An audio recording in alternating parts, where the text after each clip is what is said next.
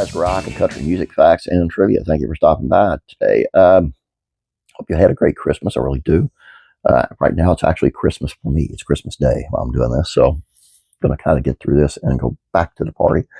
I know I've done this before, this one, but this is different. It's a different take on it, and I actually got more out of it than with this one. So he said we were terrorized for 3 hours. How Johnny Cash was robbed on Christmas at his Jamaican estate in 1981. A memorable Christmas indeed. In December of 1981, Johnny Cash and his family were robbed at gunpoint at their Jamaican mansion in Caribbean while sitting down for Christmas dinner.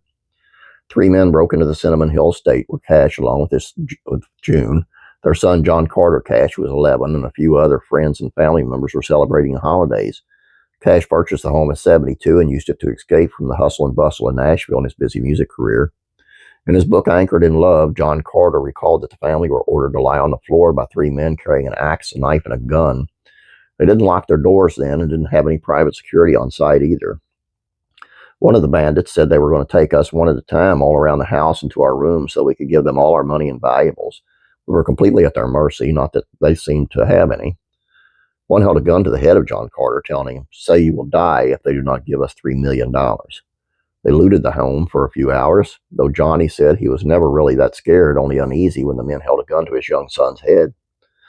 Eventually, when the robbers were ready to leave, they ordered the family to go to the basement where they blocked them in, but slid some turkey in so their celebrations weren't entirely ruined. I mean, I don't think that makes up for anything or makes the situation better in the slightest, but I digress.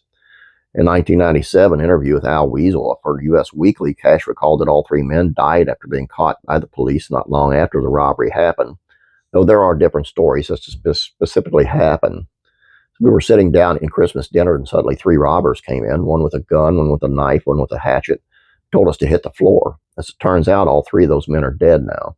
They were put in prison. I don't know how they died. It's not easy for a convict to stay alive long in Jamaica. We were terrorized for 3 hours. They searched the house and locked us down in the cellar. I took a 2x4 after they left and broke the door down. But the police caught them. I really wasn't scared, except I was uneasy when the one had the gun held it on my son. I guess I was scared, but I couldn't let myself show it. They got away with over $35,000 worth of items during the robbery, though luckily no one was harmed in the ordeal, which I'm sure had lasting mental and emotional impacts for the family.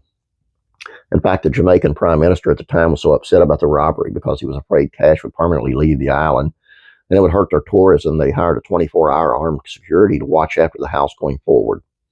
Cash and his family and friends continued going to Cinnamon Hill for years, and he was actually very inspired by the stories and lore of the people and buildings around him, even writing songs about the stories. His song, The Ballad of Annie Palmer, was written about famous Haitian voodoo practitioner Annie Palmer, who had lived at nearby Rose Hall estate, which she owned in the 1820s and 30s. She is said to haunt Rose Hall after being murdered there by her lover, a slave named Taku, who she had been with during the slave rebellion in 1831.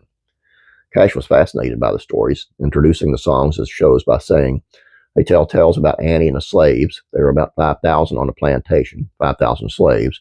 She had her favorite, and she had the ones that weren't her favorites. Down on the sea, there are 3 palm trees waving in the breeze, and they say that Annie's 3 husbands are buried under those trees.